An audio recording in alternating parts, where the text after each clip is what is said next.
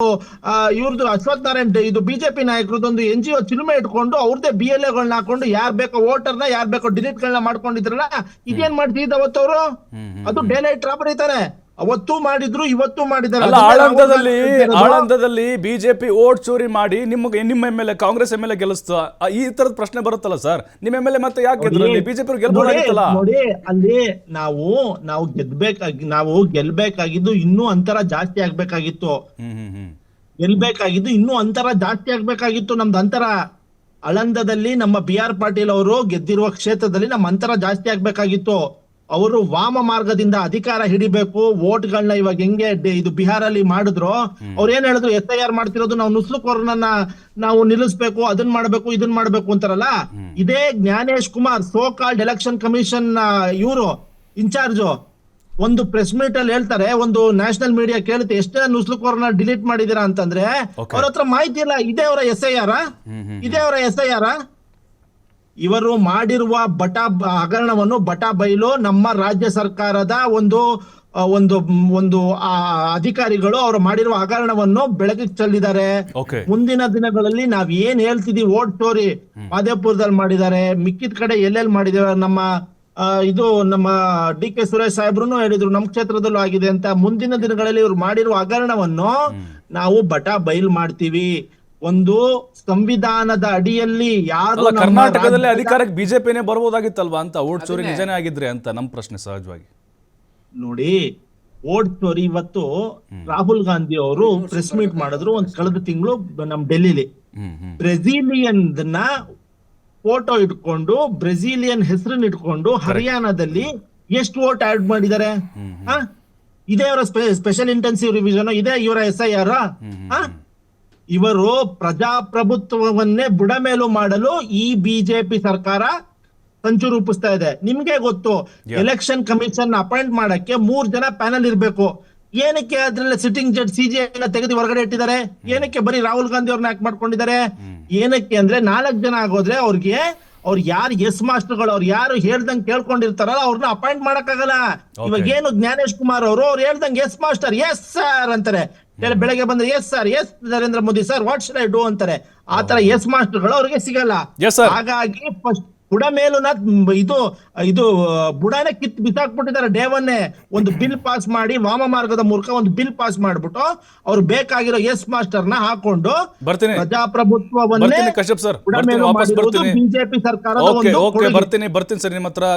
ಇರ್ಷಾದ್ ಅವರೇ, ಈಗ ಚುನಾವಣಾ ಆಯೋಗ ನೋಡಿ ಒಂದು 18 ಬಾರಿ ಪತ್ರ ಬರೆದಿರೋದು CID ಅವರು ಆಳಂದ ವಿಚಾರಕ್ಕೆ ಸಂಬಂಧಪಟ್ಟಂತೆ, ರೆಸ್ಪಾನ್ಸೇ ಇಲ್ಲ. ಹಾಗಾಗಿ ಈಗ ಎಲ್ಲೊಂದು ಕಡೆ ಅಧಿಕಾರಿಗಳ ಒಂದು ಶಾಮೀಲ್ ಇಲ್ಲದೆ ಇವೆಲ್ಲ ಆಗ್ಲಿಕ್ಕೆ ಸಾಧ್ಯನಾ ಅಂತ? ಯಾಕಂದರೆ ಆನ್ಲೈನಲ್ಲಿ ಅಷ್ಟು ಈಸಿ ಇಲ್ಲ ಸರ್. ಮತ್ತು ವೋಟರ್ ಲಿಸ್ಟನ್ನು ಡಿಲೀಟ್ ಮಾಡೋದು, ಯಾಕಂದರೆ ಚುನಾವಣಾ ಆಯುಕ್ತರು ಹೇಳಿದ್ದಾರೆ. ಹಾಗಾಗಿ ಸರ್, ವೋಟ್ ಚೋರಿ ಅನ್ನೋದು ಸದ್ಯಕ್ಕೆ ಇವಾಗ ರಾಹುಲ್ ಗಾಂಧಿ ಅವರು ಹೇಳೋದೇ ಬಿಡಬೇಕು. ಏನಕ್ಕಂದರೆ ವೋಟ್ ಚೋರಿ ಅನ್ನೋದು ಬ್ಲೇಮ್ ಮಾಡೋದು ಫಸ್ಟು ವೋಟ್ ಚೋರಿ ಅಂತ ತೋರಿಸ್ಕೊಟ್ಟಿದೆ ಆಮ್ ಆದ್ಮಿ ಪಾರ್ಟಿ.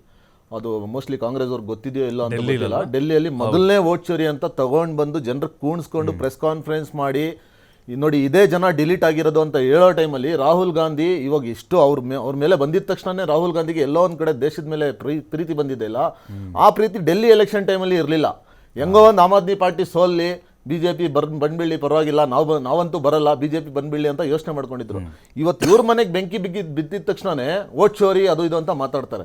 ದಯವಿಟ್ಟು ಜನರಿಗೆ ಮಿಸ್ಲೀಡ್ ಮಾಡೋದು ಬಿಡಲಿ. ವೋಟ್ ಚೋರಿ ಅನ್ನೋದು ನಿಜವಾಗ್ಲೂ ಇದೆ, ಅದ್ರ ಬಗ್ಗೆ ಏನು ಡೌಟ್ ಇಲ್ಲ.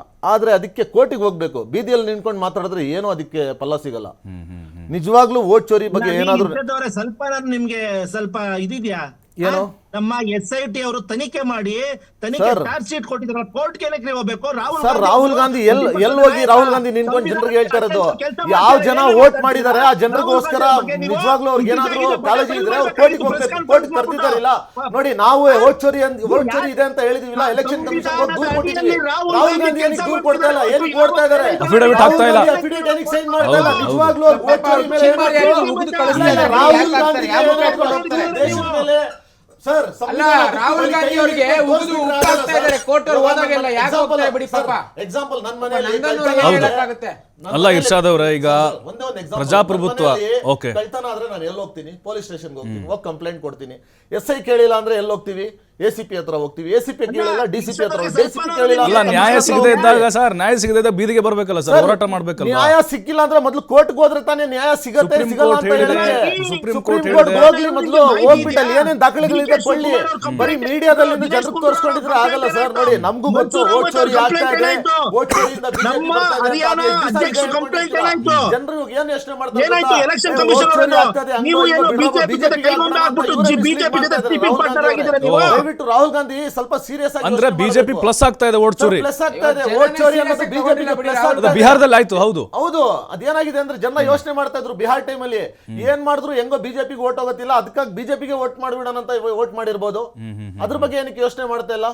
ಯಾವಾಗವರೆಗೂ ರಾಹುಲ್ ಗಾಂಧಿ ಅವರು ಕೋರ್ಟಿಗೆ ಹೋಗಿ ಏನೇನ್ ದಾಖಲೆಗಳಿದೆ ಕೊಡಲ್ಲ, ಆವಾಗವರೆಗೂ ಇದಕ್ಕೆ ಏನೋ ಒಂದು ಅಲ್ಲ, ನೀವು ಹೇಳ್ತಿದ್ರಲ್ಲ ಒಂದು ಆಯ್ತು for sake of debate. Irshad, ನೀವೇನು ಉಪ್ಪಿನಕಾಯಿ ತಿಂತಿದ್ರಂದ್ರೆ ಸರ್ ನಾವು ಹೋಗಿದ್ದೀವಿಲ್ಲ ಸರ್, ನಾವು ವೋಟ್ ಚೋರಿ ಆಗಿದೆ ಅಂತ ಟೈಮಲ್ಲಿ ನೀವೇನಕ್ಕೆ ಮಾಡ್ಕೊಂಡಿದ್ರ ಕಾಂಗ್ರೆಸ್ ಮನೆಯಲ್ಲಿ? ಮುಂಚೆ ನಾವೇ ಎಕ್ಸ್ಪೋಸ್ ಮಾಡಿದ್ದು ಅಂತ ಉಪ್ಪಿನಕಾಯಿ ತಿಂತಿದ್ರ ನೀವು. ಮನೆಯಲ್ಲಿ ಕಷ್ಟ ಆಗಿದ ತಕ್ಷಣ ಇವಾಗ ನೀವು ಆಚೆ ಬಂದಿದ್ದೀರಾ. ನಮ್ಗೆ ಅಂದ್ರೆ ಕಷ್ಟ ಇದೆ ಅಂತ ಹೇಳೋರು ಆಚೆ ಬಂದಿಲ್ಲ ಕಾಂಗ್ರೆಸ್. ಕಶ್ಯಪ್ ಅವರೇ, ರಾಹುಲ್ ಗಾಂಧಿ ಅವ್ರು ಎಲ್ಲಿ ಮಾತಾಡಿದ್ರು ಬರೀ ಕಾಂಗ್ರೆಸ್ ಸ್ಟೇಟ್ ಬಗ್ಗೆ ಮಾತಾಡ್ತಾರೆ. ಒಂದ್ ದಿವಸ ಆದ್ರೂ ಡೆಲ್ಲಿ ಬಗ್ಗೆ ಮಾತಾಡಿದಾರ? ಕರೆಕ್ಟ್. ಮಾತಾಡಲ್ಲ ರಾಹುಲ್ ಗಾಂಧಿ. ನಿಮ್ಮ ಅಧಿಕಾರ ಇರುವಂತ ಡೆಲ್ಲಿಯಲ್ಲಿ ವೋಟ್ ಸ್ಟೇಟ್ಗಳು ಚೋರಿ ಆಗಿಲ್ಲನಾ? ಡೆಲ್ಲಿಯಲ್ಲಿ ವೋಟ್ ಚೋರಿ ಆಗಿಲ್ಲನಾ? ಏನಕ್ಕೆ ರಾಹುಲ್ ಗಾಂಧಿ ಅಲ್ಲ, ಡೆಲ್ಲಿ ಬಿಹಾರಲ್ಲಿ ಬಗ್ಗೆ ಯಾರ ಮಾತಾಡಲ್ಲ? ಅಧಿಕಾರ ಇರೋದು? ಬರೀ ಬಿಹಾರಲ್ಲಿ ಯಾರ ಮಾತಾಡ್ತಾರೆ, ಅಧಿಕಾರ ಕರ್ನಾಟಕದ ಇರೋದು? ಬಗ್ಗೆ ಮಾತಾಡ್ತಾರೆ, ಬಿಹಾರಲ್ಲಿ ಹರಿಯಾಣದ ಯಾರ ಬಗ್ಗೆ ಅಧಿಕಾರದಲ್ಲಿ ಇರೋದು? ಮಾತಾಡ್ಬೇಕಾದ್ರೆ ಡೆಲ್ಲಿ ನೀವು ಬಗ್ಗೆ ಮಾತಾಡಿರೋ ಕರೆಕ್ಟ್. ಇರ್ಷಾದ್ ಅವರೇ, ಇವತ್ತು ಬರ್ತೀನಿ. ಅಪೋಸಿಷನ್ ಲೀಡರ್ ಅಂದ್ರೆ ಎಲ್ಲರಿಗೂ ಲೀಡರ್ ಅವರು. ಹೌದು. ಬರೀ ಕಾಂಗ್ರೆಸ್ ಲೀಡರ್ ಇಲ್ಲ ರಾಹುಲ್ ಗಾಂಧಿ ಅವರು. ದಯವಿಟ್ಟು ನೀವು ಯೋಚನೆ ಮಾಡಿ. ಇರ್ಷಾದ್ ಅವರೇ, ಒಂದು ಬರ್ತೀನಿ. ರಿಯಾಲಿಟಿ ಮಾತಾಡಿ ಸ್ವಲ್ಪ. ಕಶ್ಯಪ್ ಸರ್, reality ಮಾತಾಡಿ. ಒಂದೇ ನಿಮಿಷ ಹೇಳ್ತಾ ಇರ್ಷಾದ್ ಬರ್ತೀನಿ.